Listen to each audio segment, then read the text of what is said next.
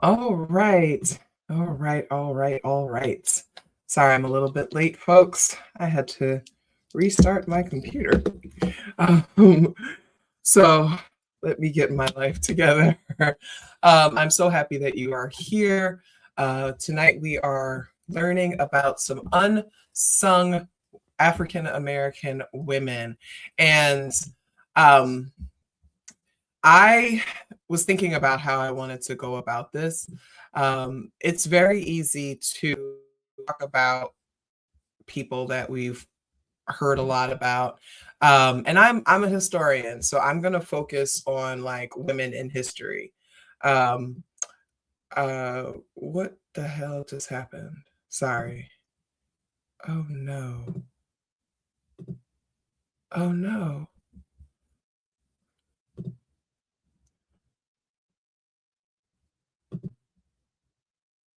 Oh no.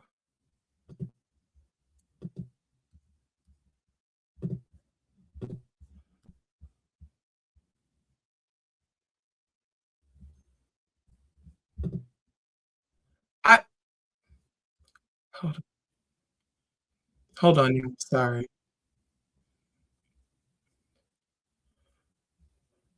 Um, Something's going on weird here. Oh goodness. I'm so sorry.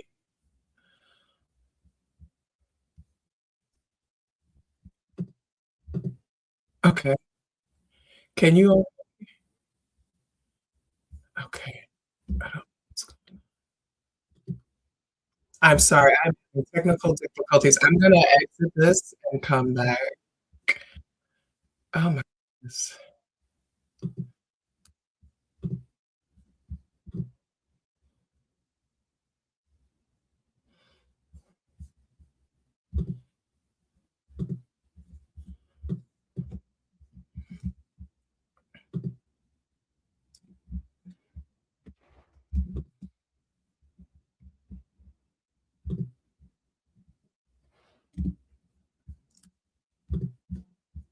Okay. Okay. Okay. Okay.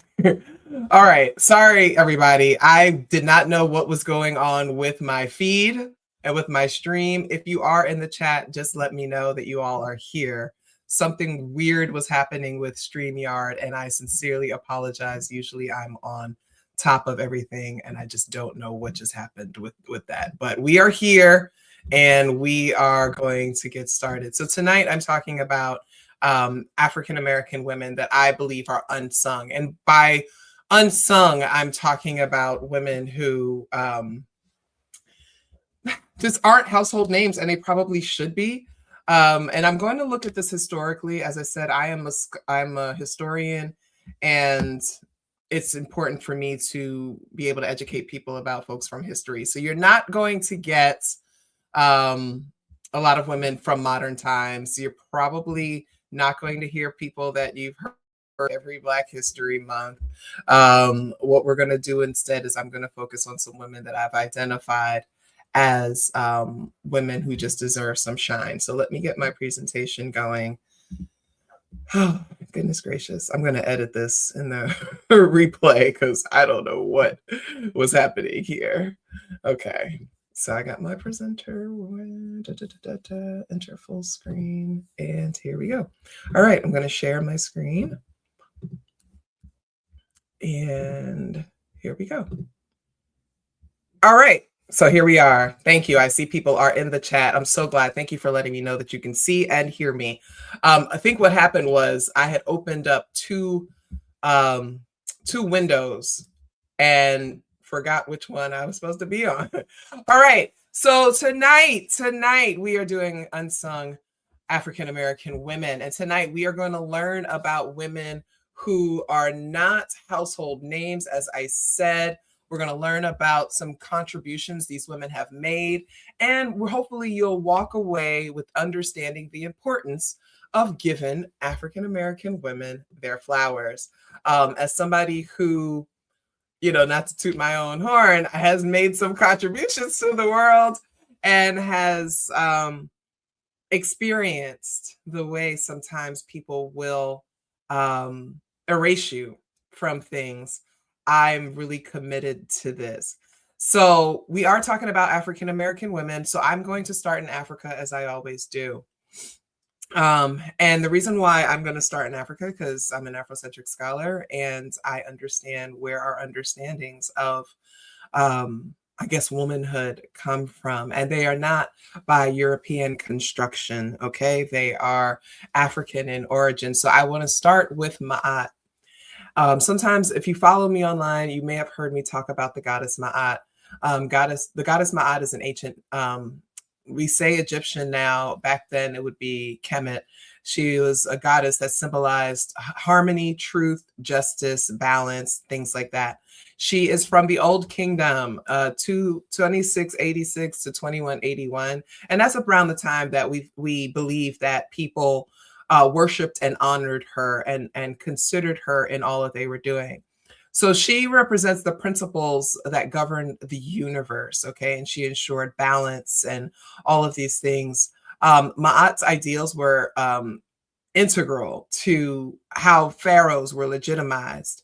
And they, at the time, pharaohs would only be adhered to if they had Ma'at in their life, in their guidance, okay? So she became associated with Ra. She's considered the daughter of Ra, and also connected to Osiris. So she's important. And one of the things that I think she's really important about, and you can take out your phone and scan this unless you're watching it on your phone, but you can always come back and watch the replay. You could scan this and you'll get an explanation of what we call the 42 oracles of Ma'at. And the reason why I point out the 42 oracles of Ma'at is because when you read them, you'll see that many of them sound a lot like things like the 10 Commandments or different religious texts that tell us how we're supposed to live. And so many people believe that before you get Christianity or Islam or Judaism or anything like that, your moral center for people and for civilizations came from Ma'at. And so Ma'at is definitely seen as a woman. And so we like to think that she begins the understanding of what African womanhood is, right? And so because I'm talking about African American women, that's where I like to start. But definitely scan that and it'll take you right to a page that will kind of elaborate on what each of these oracles means. All right, so now we're going to come into the US and the colonies, okay? So first up, we have Jarena Lee. Jarena Lee was born approximately in 1783, and we do not know when she died. And it's important to remember that back then, there was not really great documentation of people's births and deaths, particularly when they were Black.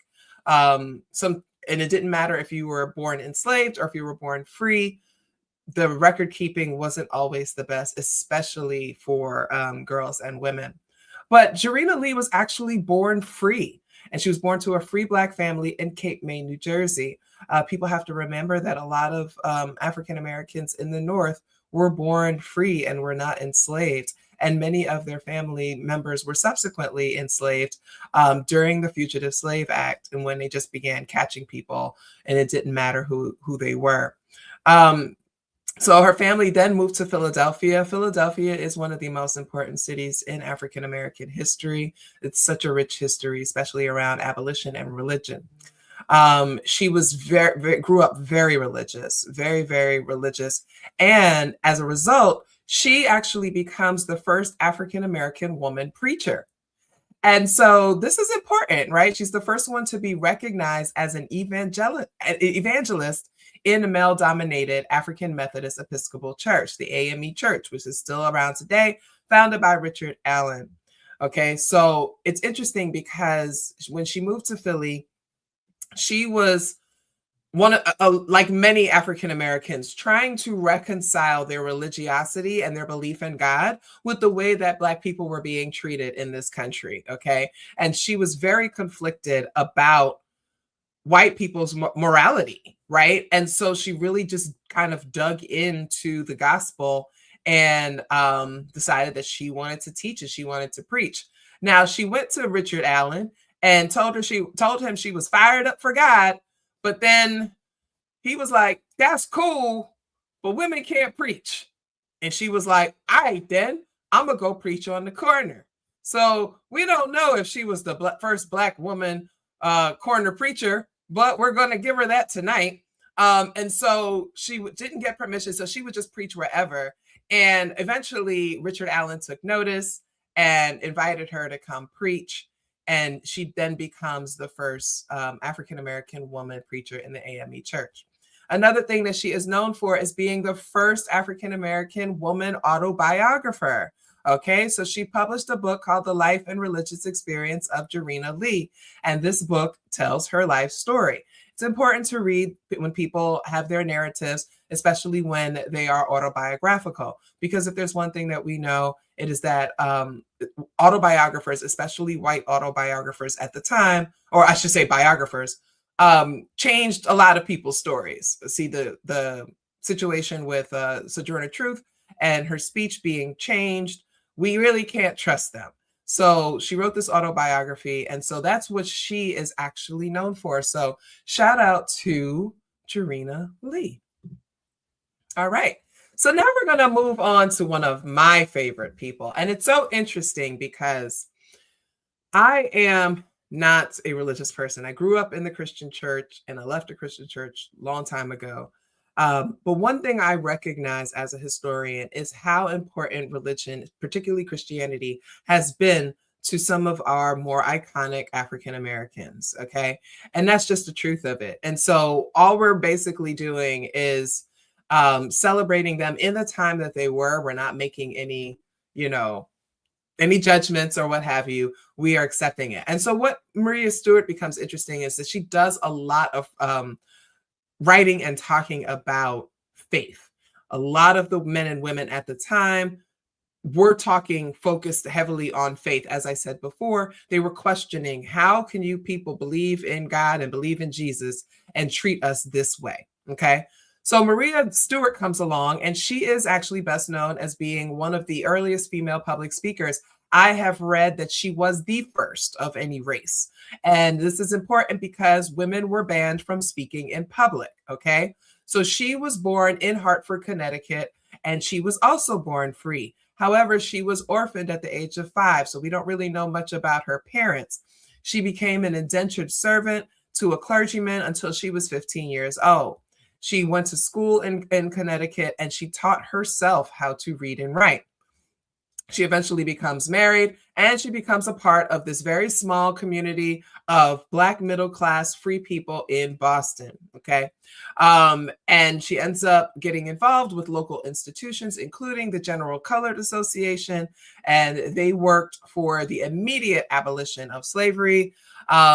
She also was a member of the African American Female Intelligence Society of Boston. And again, you could take out your phone and scan that little QR code, and it will take you to their constitution. And that might be something that you're interested in reading about. So Maria Stewart got the attention of Boston abolitionist William Lloyd Garrison. You may have heard that name before. He established a paper called The Liberator. And in January of 1831, he specifically put out a call for Black women. And so Stewart was one of the first people to respond. I think she was the first. And that summer, he published her first essay, Religion and the Pure Principles of Morality. And it was printed as a pamphlet, okay? So she became really famous because of this, really popular. People were very interested in what she wanted to say. And so she then was able to become a public speaker. People wanted to come hear her talk. And so one of her speeches that I actually teach in my classes is called On African Rights and Liberty. And if you don't mind, I'm going to read a little bit of it and do my best Maria Stewart impression. Okay.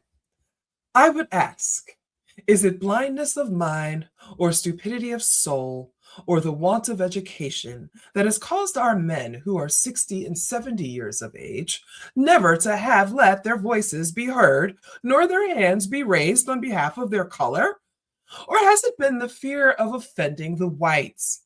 If it has, ye fearful ones, throw off your fearfulness and come forth in the name of the Lord and in the strength of the God of justice, and make yourselves useful and active members of society. For they admire a noble and patriotic spirit in others, and should they not admire it in us? If you are men, convince them then that you possess the spirit of men. And as your day, so shall your strength be. Have the sons of Africa no souls? Feel they no ambitious desires? Shall the chains of ignorance forever confine them?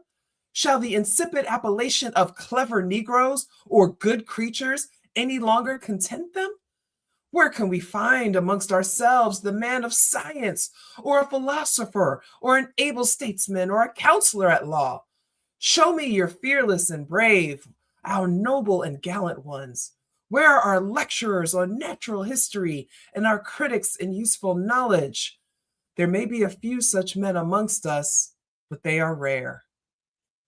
Let me tell you something about these ladies of this time period.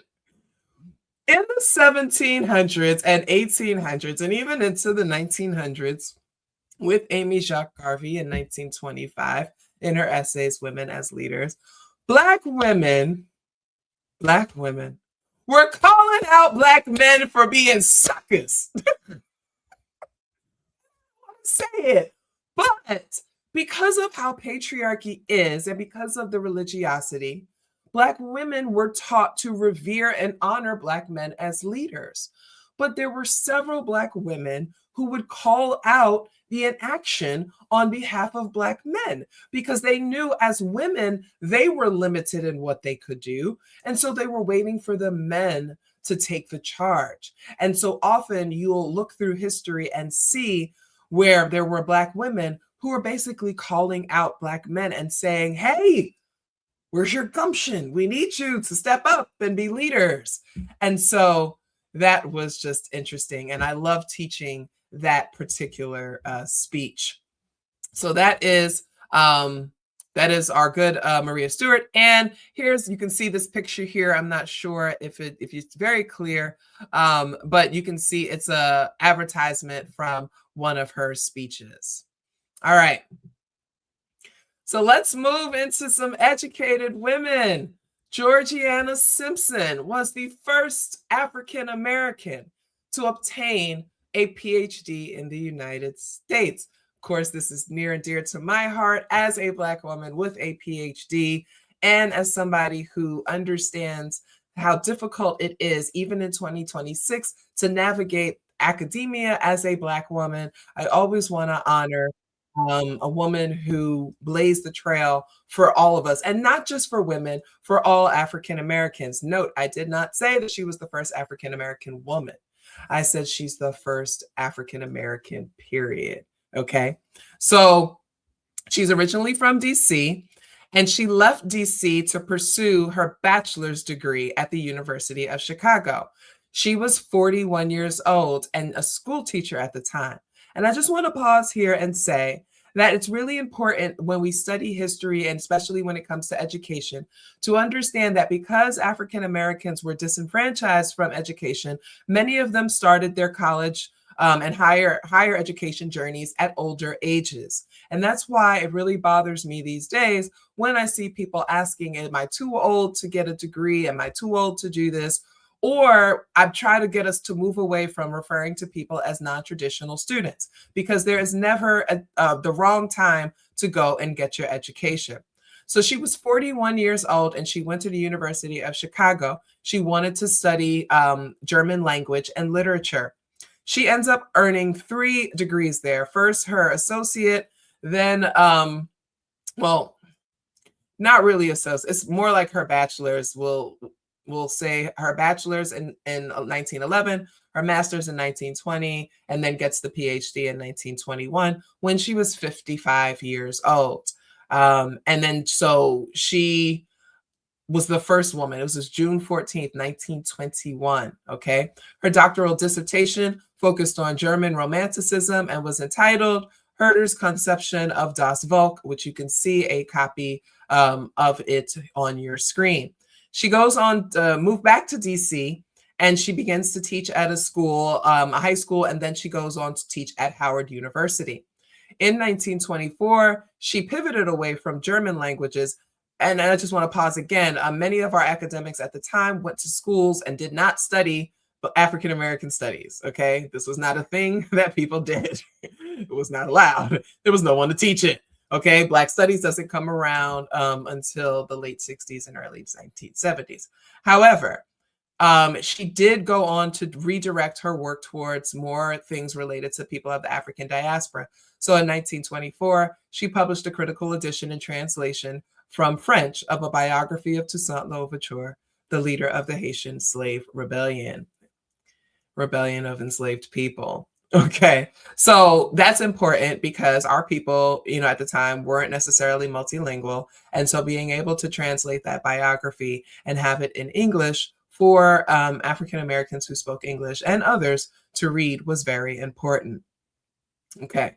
And I also want to mention that, we hear a lot about like Sadie Alexander. We hear about, W.E.B. Du Bois, Alain Locke, Carter G. Woodson, things like that, these early scholars, but none of them would be able to do what they do, was it not for this wonderful woman blazing the trails. All right. So now I want to talk a little bit about some inventors, okay? There's been several Black women who have invented things over the years. Sometimes we misattribute things. For example, people say that Madam C.J. Walker invented the hot comb. She did not. A Frenchman did. She did not invent the relaxer. Garrick Morgan actually invented the relaxer. So, we try to keep things honest. So here's 3 women that I wanted to point out. You may have never heard of them before. If you have, cool, you can put one in the chat. If you haven't, that's why you're here. So we have Sarah Good. She was born enslaved in 1850. She is noted as one of the first women to receive a U.S. patent.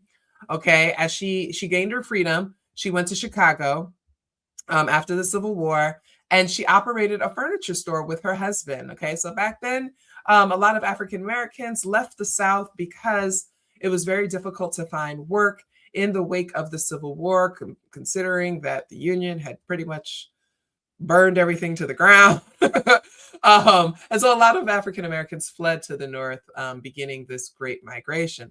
So she and her husband opened up a furniture store, and she ends up inventing a folding cabinet bed.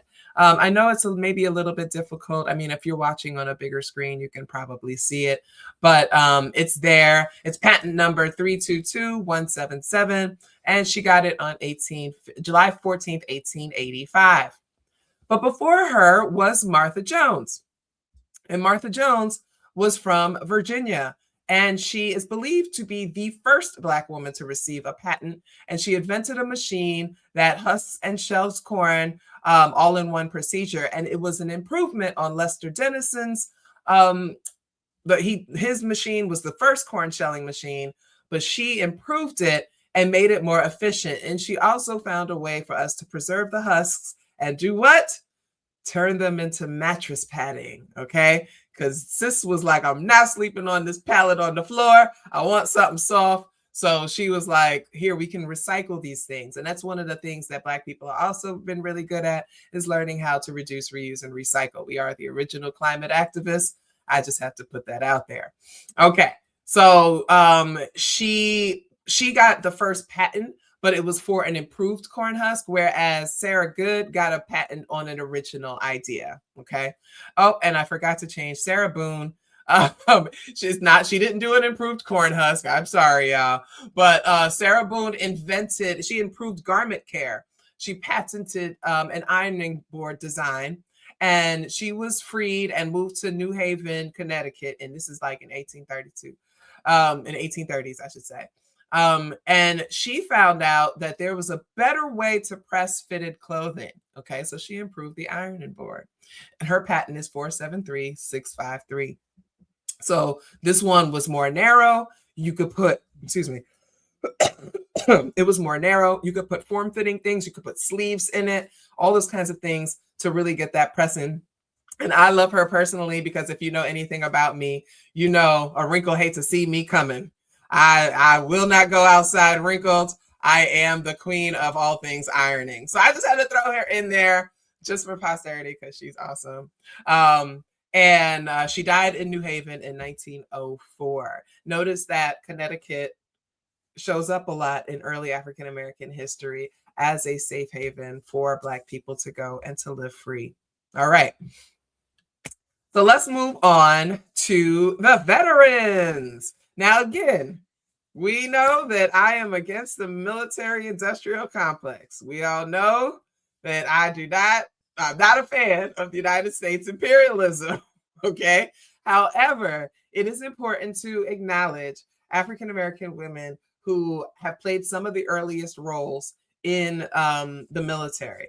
So Cathay Williams was actually born to an enslaved mother and a free father in Missouri in 1844. And this is also just a pause that a lot of relationship dynamics were like that, where one person was enslaved and one person was free. And that's always interesting to me when I see places like Missouri where they're able to do this, particularly around this time, because when that Fugitive Slave Act comes out, everybody is getting snatched. So you have to believe or imagine that it was difficult for them to maintain their relationships, but they did. So she was born there and she was enslaved because her mother was enslaved. Remember that slavery was determined by your mother.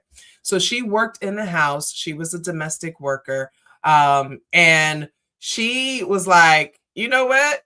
I don't want to do this anymore. But when she got old enough, the war comes and the Civil War is here and slavery is over. And here's the fun part. She said, I ain't trying to work for nobody. I'm not trying to marry no man. I'm not trying to rely on my family. I want to make my own money. And so she enlisted in the army. Now you're asking, wait a minute, Dr. Taylor, women were not allowed to join the army. Correct. Instead, she enlisted under the name William Cathay and pretended to be a man. Okay, November 15th, 1866, she enlisted for a 3-year engagement, passing as a man. Okay. She's not the only woman at this time. If you came to my other talk on queerness, you'll learn about another woman that also passed as a man. But she was assigned to the 38th Infantry and she passed their medical exams. Why? Because they were not thorough. They did not care.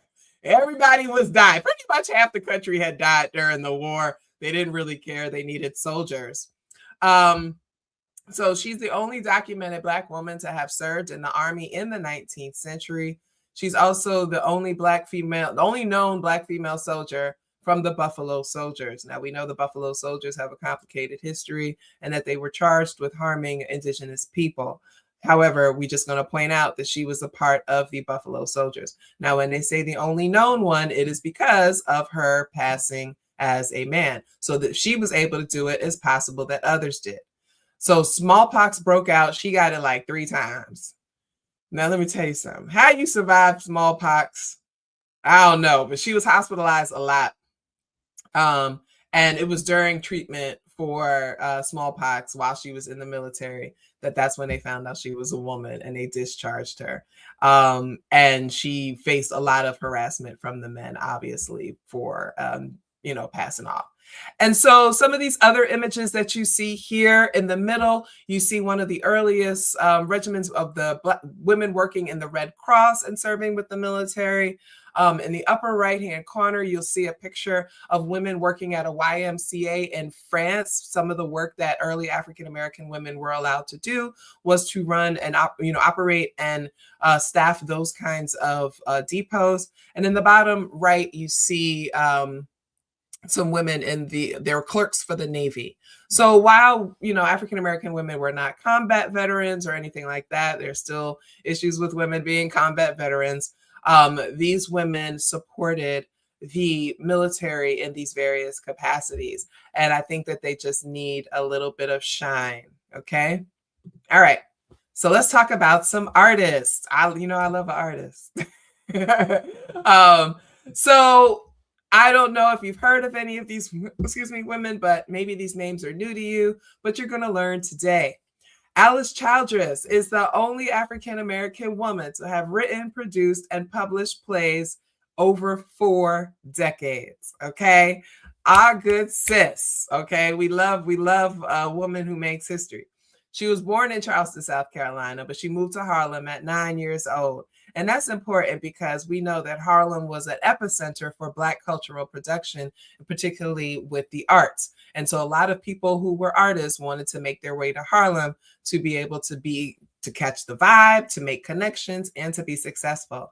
Particularly for playwrights and actors and actresses, New York was where you wanted to be, especially when Broadway comes around and becomes a big thing, right? So in 1949, she produces a play called Florence. In 1950, she does Just a Little Simple, which was an adaptation of Langston Hughes' novel, Simple Speaks His Mind. In 1962, she does The Wedding Band, a love-hate story in black and white. And in 1977, she does a musical called Sea Island Song. Now, she's done some others, but these are just examples on how she made plays in the 1940s, 50s, 60s, and 70s. She also became involved in social causes, and she formed an off-Broadway union for actors, okay? So we love a labor activist as well. In the middle, we have Augusta Savage, who was born in Florida, and she ended up dying in New York City. She also moved to New York City. She was a big part of the Harlem Renaissance. If you go to Sankofa Summer School, the YouTube channel, we have, I think from a couple of years ago, we have a video called Homegrown Pedagogy. We already have it or something like that. I think she covered that, or it may be earlier, but I know that one of our teachers did a deep dive on Augusta Savage. So this is just a brief overview. But during the mid-1920s, she lived and worked in a small studio apartment, and she gained a reputation as a portrait sculptor. She even did busts for people like Marcus Garvey and W.E.B. Du Bois. She was well known in Harlem, well respected as not only a sculptor, but also an art teacher and a community art program director. All right. And then finally, we have Florestine Perrault Collins. She was a professional photographer, considered probably one of the earliest African-American women photographers. She was noted for creating photographs of African-Americans that reflected pride and sophistication and dignity at a time when minstrelsy was dominating the media, okay?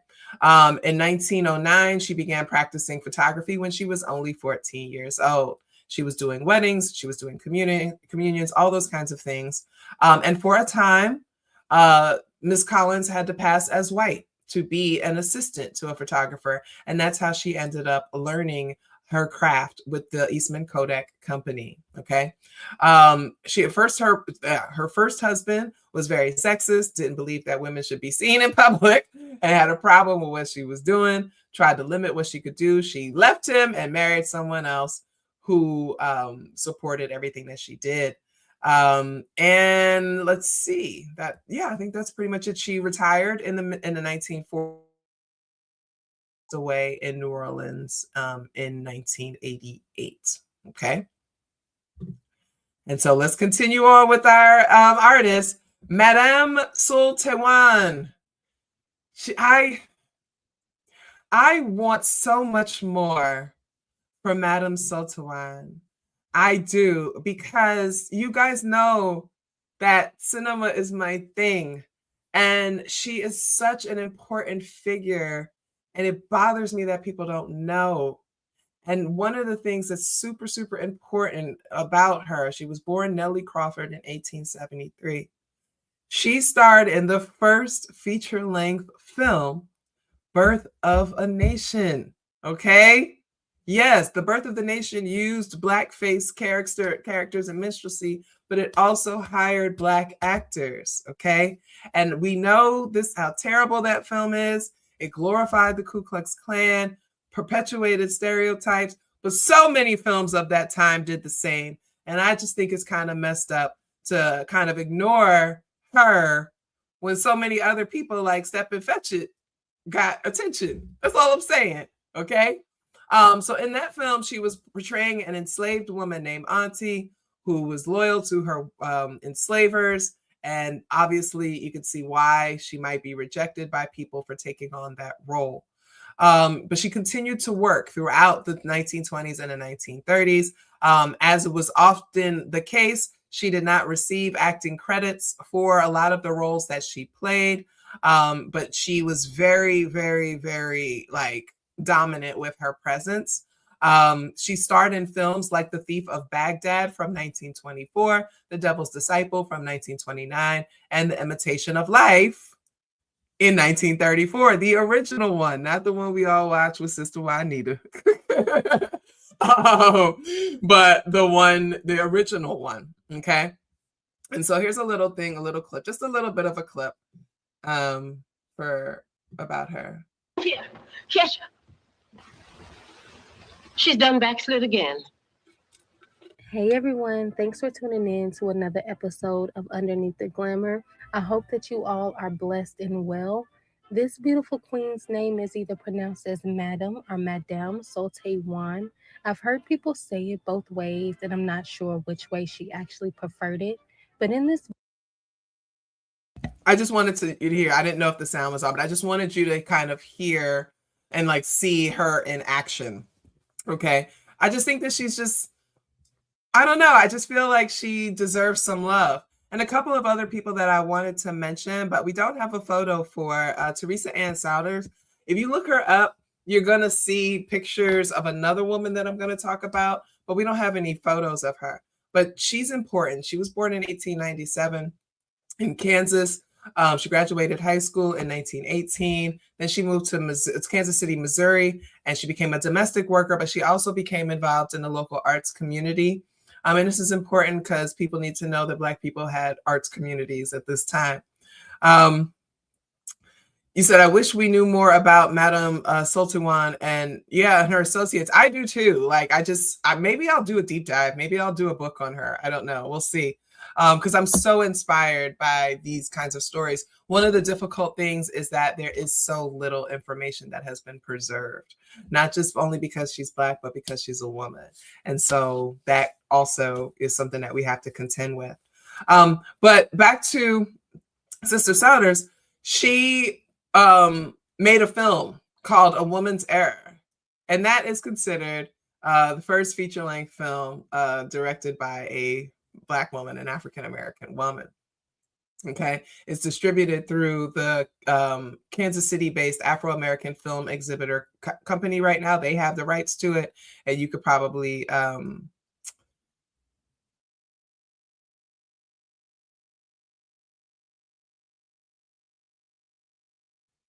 but at the time, they were the ones that were distributing it. And so again, if you took my cinema class, you'll learn that there was a lot of African-American production companies at the time that we also don't tend to hear about.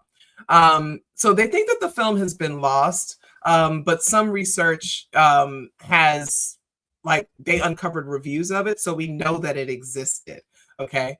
And so one of the Black press in the era at the time said that A Woman's Error was the first of its kind to be produced by a woman of our race. So that's how we know that this film existed and that it was produced and it was the first one. These are the primary sources that we like to look for.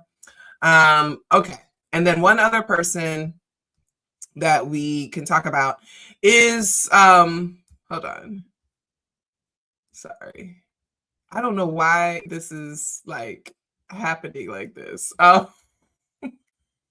I'm sorry, you guys. Like my computer is doing some weird things. But I believe it was Maria Jones. I'm gonna double check. She created and released a film called The Flames of Wrath.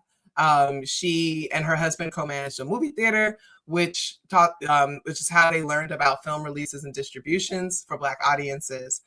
They founded the Western Film Producing Company and a booking exchange. And she went on to write and produce other films as well, but 1923's film The Flames of Wrath makes her, along with Trustee Souders, the first Black women to produce films. So they're important as well.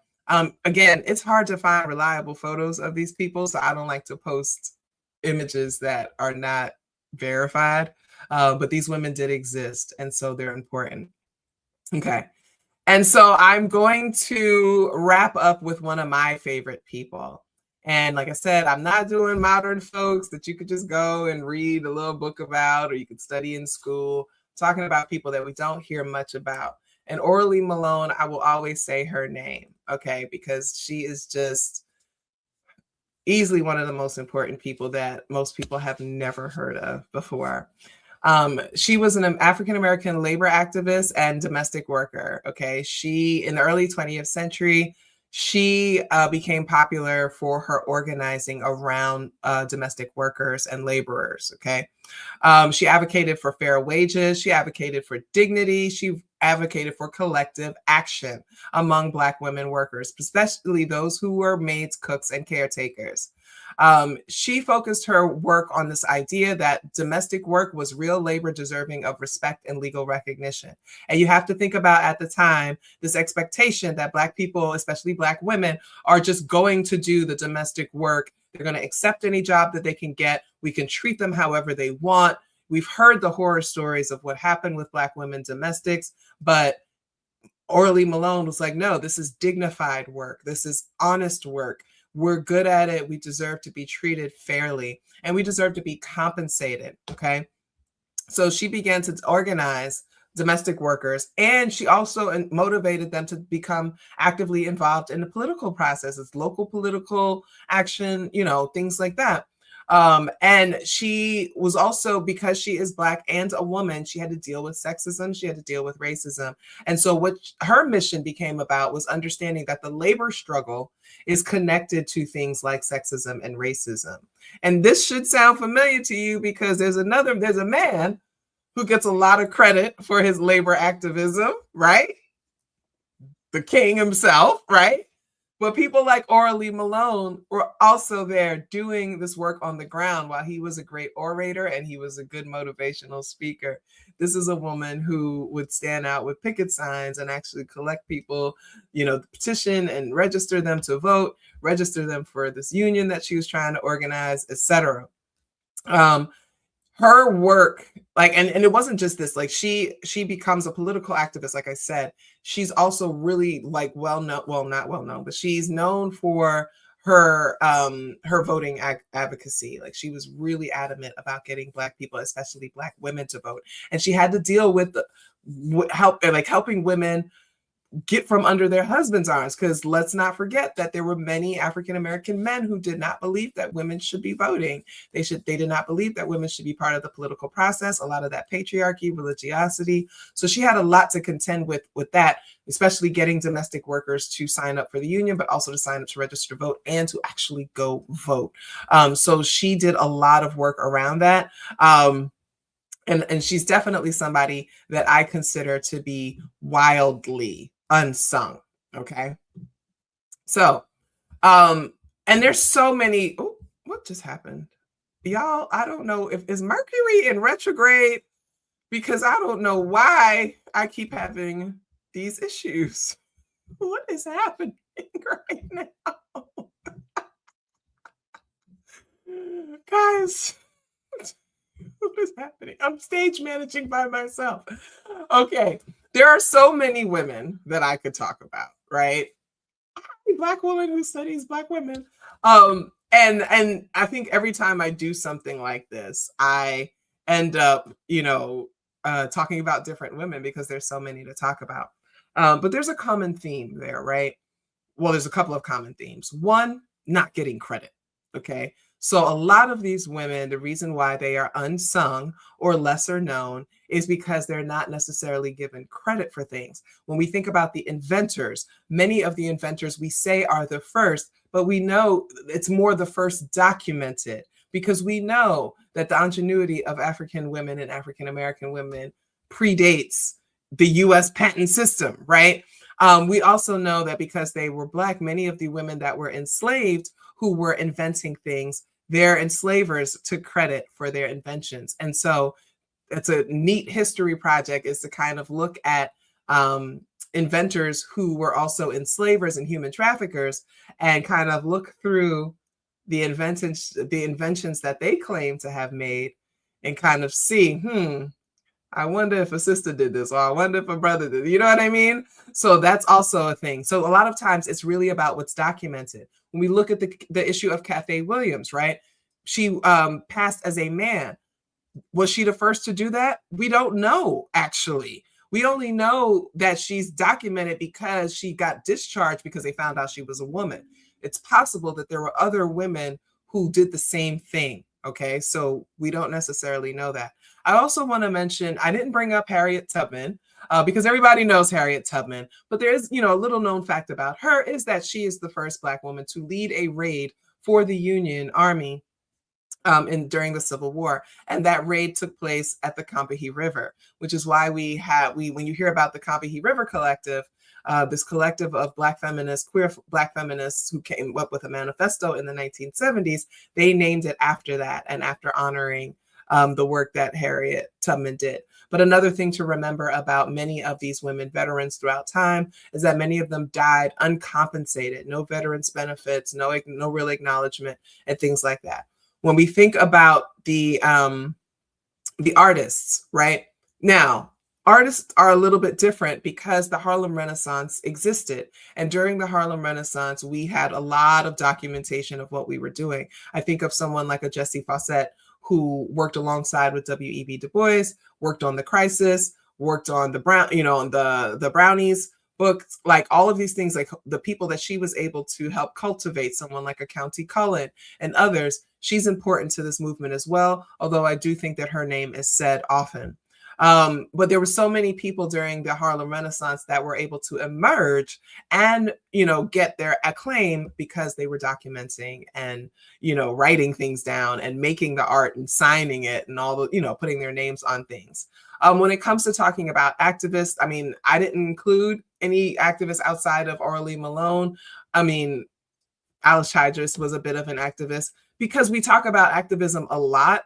And we often talk about how Black women are often kind of unsung in that. And that's honestly a whole other lecture that I could do. But I just want to point out that Black women have been instrumental to nearly every single movement related to Black liberation in the history of this country, whether they are architects of movements, whether they are organizers, whether they were feeding people, drafting policy papers, giving speeches, participating in direct actions. Black women have always been there, and it's important to acknowledge them. I thought about doing Claudette Colvin, but I think by now most people know who Claudette Colvin is. So I was thinking through that. And then when we get to the cinema, of course, that is my favorite thing. And I'm sorry that I had the little technical difficulty because I couldn't even pull up another clip that I wanted to show you. However, it is really important to study these people. And just even if you just bear witness, right? So there's something about just being here and learning about them. There's something about reading about them, just bearing witness to the fact that they existed, celebrating them, maybe say their name and say Ashe after and just honor them. Because we love to venerate our ancestors and thank them for the work that they've done. And then I think about Orly Malone, who it has been like my personal mission to make sure that everybody knows who she was, because her labor activism really changed, especially with garment workers and domestic workers and garment workers. She was a big deal in helping getting them all organized, and not just Black people, just across the board. And so she needs to be celebrated for her labor activism because collective bargaining is so important. How many of you have ever been in a union, right? How many of you have ever been protected by a union? It's people like her that make sure that were ones who made sure that we weren't working 12 hours a day, that we have days off, that we get lunch breaks, that we can do all those things. And so it's really important to honor her. I'll open it now for questions if anybody has questions. And again, I apologize for some of the technical difficulties that I had throughout here. I don't know what's going on. But if anybody has any questions, you can ask them now. If you don't have any questions, that's okay too. I'm actually starting to lose my voice, which is really interesting because I have to go teach tomorrow. And so that's why it sounds a little bit deeper today. Okay, well, I don't know. I don't see any questions in the chat, but also because the chat could be messed up, which has also been happening with StreamYard lately. Can somebody, if you are able, put a 1 in the chat? Just, oh, thank you. No question, just glowing. I appreciate you. I appreciate you for being here. And if you're watching on the replay, thank you for watching. Thank you for supporting. If you were able to donate, thank you. If you were not able to donate, thank you. It's okay. I create these workshops because I believe in education for liberation. And I believe that there's no need for us to gatekeep, right, knowledge.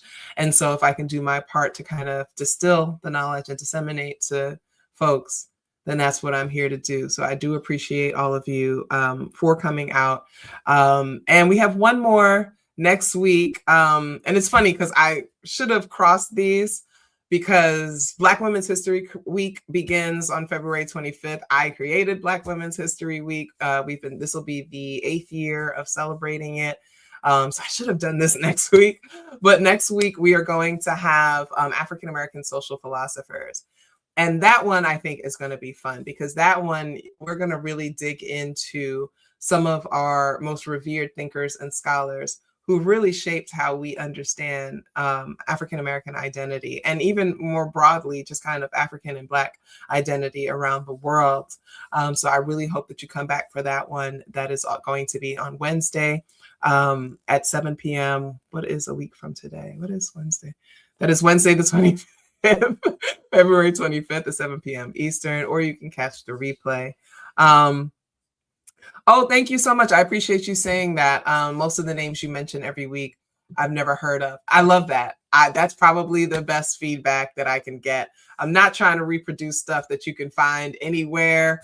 The information is out there, but if you don't know people's names, you don't know where to look, you know? And so I have been doing African-American studies formally. Well, my first class was in 7th grade. But if we're going to talk about, like, say, undergrad, I've been doing this for 28 years now. Yeah. 28 years. I've been studying my people with intention, with honor, with gratitude, with humility, right? And there's just so many people. And it is Black History Month. And so my hope is to expose people to new folks, new events, new things, new ideas, so that you can learn and grow from that. But I appreciate you all. Oh, that's so wonderful. You haven't heard of any of these people. You have a history degree. I get it. Like, history as a discipline is racist as hell, right? All the disciplines are fundamentally racist because they are rooted in white male supremacy, right? Any discipline you can think of, and you ask who are the major scholars, you're going to start rattling off the names of white men. And so that makes the disciplines kind of inherently racist, right? But history is going to be told by certain people who want certain narratives to get out. And one of the things about Carter G. Woodson, and I'll end it with this, Carter G. Woodson created Negro History Week so that we can learn about the contributions and the experiences and the impact of Black people in the United States. I'm going to say that again. Black people in the United States. That does not mean that we don't celebrate other people, right? He just said you had to be here. So when we talk about people like Kwame Ture or Shirley Chisholm or other folks who maybe were born here and spent other time and came back, or were born in other places and came back, it's about their contributions that they made while they were here in the United States. Okay.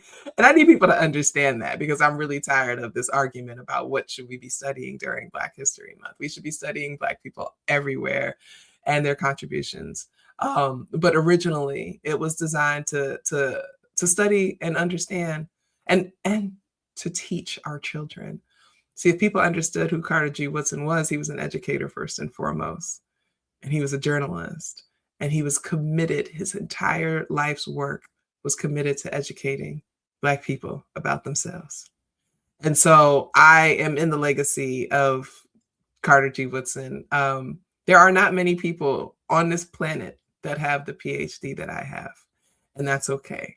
I'm going to keep fighting the good fight, and I love it here. So when we think about what Carter G. Woodson wanted to do when he founded Negro History Week, He wanted to make sure that people don't go unsung. He wanted to make sure that Black children learned about who they are. He understood fundamentally that children have been miseducated and taught in the white ways of being, which is why they don't love themselves enough.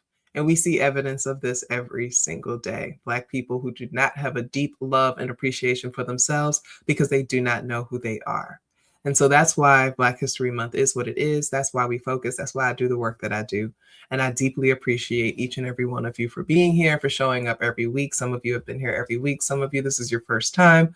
Hopefully, I'll see you next week for African American Social Philosophers. And I hope you all enjoy the rest of your evening. Take care.